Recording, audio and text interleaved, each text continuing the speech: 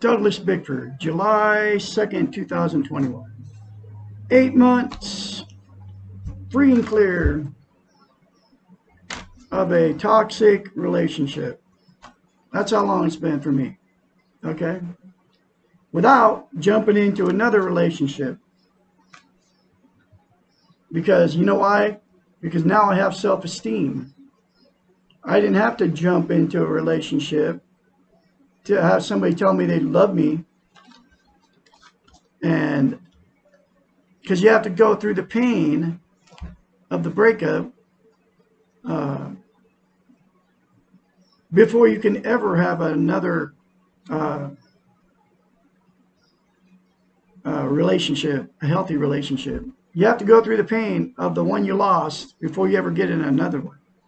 And the only way you can do that is to be alone. And the way you can handle being alone and not jumping into another relationship is one simple concept. It's called mirror therapy. Look at yourself in the mirror and say, I love you. Say, I love my inner child. And say it over and over again. Say it daily. And keep doing it no matter what anybody says. But my advice is don't tell anybody you're doing it, because they'll tell you, criticize you, and they'll talk trash about whoever talked to you, which is told you that, which is me, the purveyor of the message. And then you won't do it. And then you won't get self-esteem, self-love, because that is exactly what that'll give you. Okay? So that's what I did. I'm proof. I've been 8 months of having to jump in another relationship. And now I have self-esteem because of that one simple concept. Nobody is teaching on YouTube. I'm the absolute only one on the internet telling you how to attain self-esteem on steroids. That self-esteem is how you feel about yourself. It's called self-love. Okay. And you can all attain it. Okay. If you say those two simple things, and I'll say it again. Look at yourself in the mirror and say, I love you.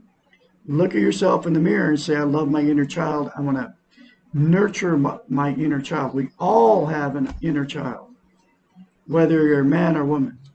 And here's a secret of the inner child is that it deals with your emotions, and it will never progress past the 2-year-old emotional level in you, no matter when you become an adult. Okay? That's the secret. But the secret to calming down that inner child is to say, I love you in the mirror to your inner child, and say, I'm going to nurture and take care of you. Okay?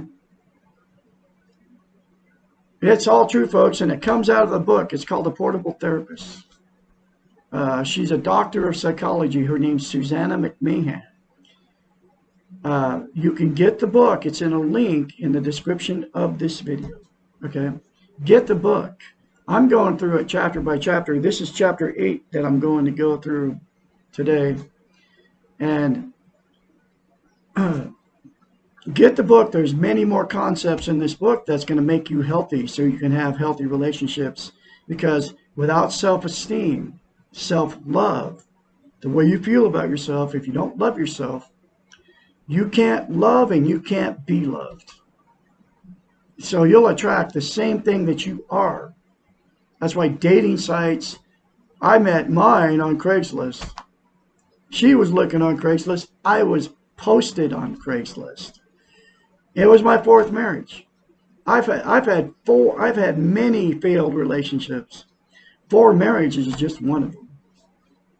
I don't even know how many failed relationships I've had because I've had no self-esteem, and I always had attracted somebody that had no self-esteem. So you become toxic to each other.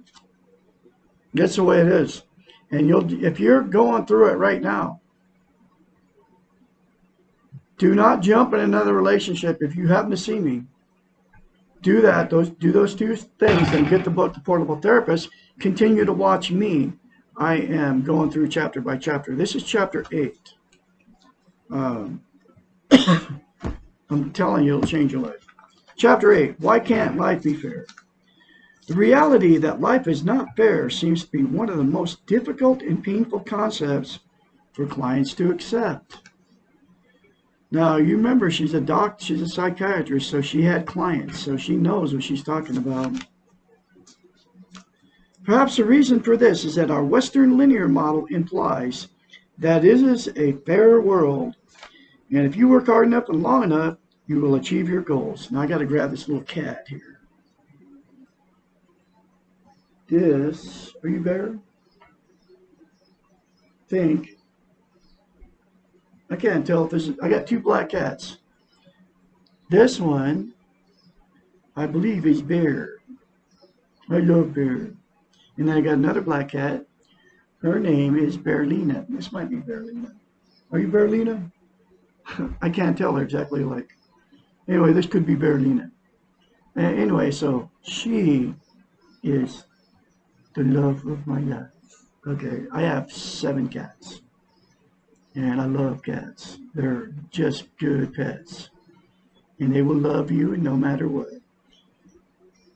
So anyway, and if you want to have unconditional love, like a little kitten here, or like any animal that's not wild, because they all have conditional love, don't you? Unconditional love. And there is no conditions on their love for you. You can be the same way, because a little cat, this little kitten, Berlina, has the same thing that you can attain by attaining self-esteem in you. And I believe it's the creator, God. God lives in this little cat, and then God lives in you too. And by attaining self-esteem, you'll realize that God lives in you. But if you're an atheist, you can still attain self-esteem by saying, I love you in the mirror and saying, I love my inner child. Because then it's goodness, okay? Just replace God with goodness, because we all have goodness in us, okay? I believe it's God. But if you want to believe, you don't believe in God, then call it goodness. And then you can attain self-love too, like this little cat has. She doesn't even know, do you? Do you know? Are you cute? You got God living in you. Anyway, I got to put you down. Okay, anyway, so where am I?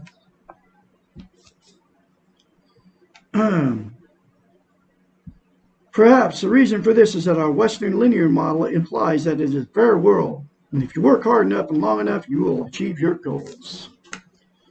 Perhaps the ideals behind the creation of the United States, the values of equality and fairness for all, have led us to assume that it is the way the world should work.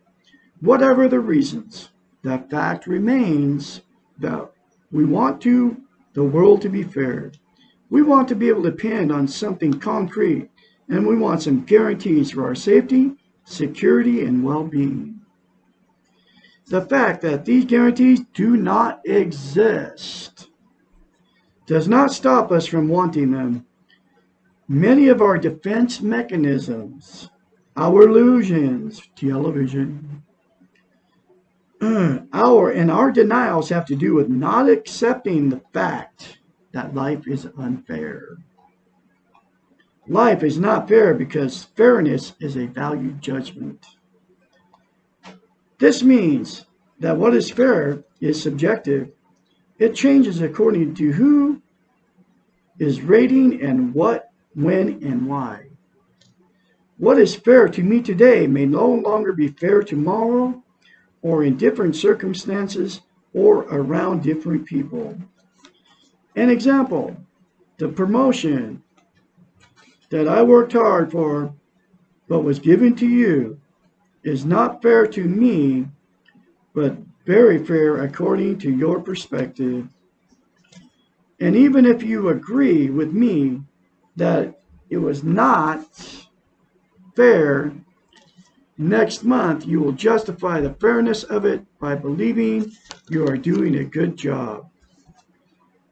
The importance of the concept that life is not fair is not in the explanation of it, but in the acceptance.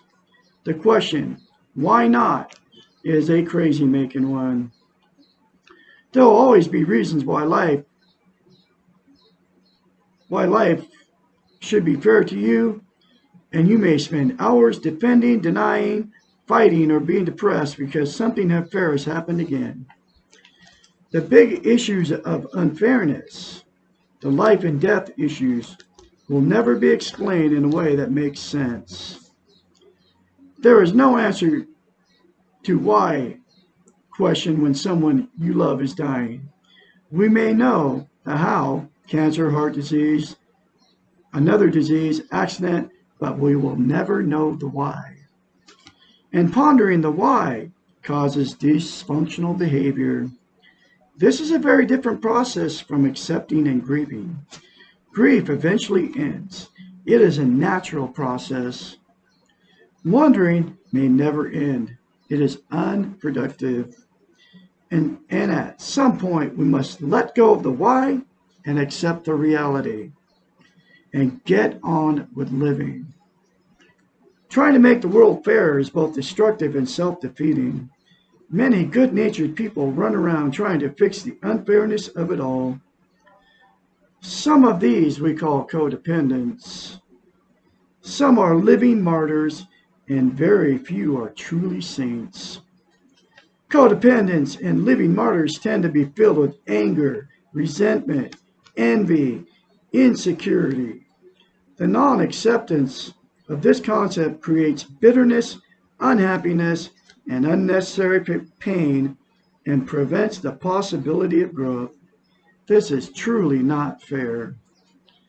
The paradox here is that the acceptance of the reality that life is unfair often leads to behaviors which are more objective, more loving and caring, and more realistic than behaviors of the non-accepting. These accepting ones are often perceived as more fair than those who are trying to force the world to be fair. Wow, powerful chapter, folks. You have to accept the fact that life isn't fair. Death is one of them that you have to accept. That you have to accept it, and because it's coming. I don't care who you are. And the sooner you can accept that fact, the faster you'll get on with your life. Okay? I used to fear death until I got self-esteem. And the way you can accept fear, pain, and that life is unfair is by saying the two simple concepts in the mirror to yourself. Say, I love you in the mirror. Say, I love my inner child. I nurture and take care of my inner child. And you say it daily and keep saying it over and over and over and over again. And eventually you will believe it and feel it, and you will be able to deal with a life, the world that is unfair. And you won't deny that the world is unfair, and you won't try to fight against it. You'll just accept it. Just like you have to accept yourself just the way you are to get training or to change and become a more secure in yourself. But anyway, get the book, The Portable Therapist. It's in the link in the description of this video. Douglas Bickford, have more later for you. You all have a great day out there.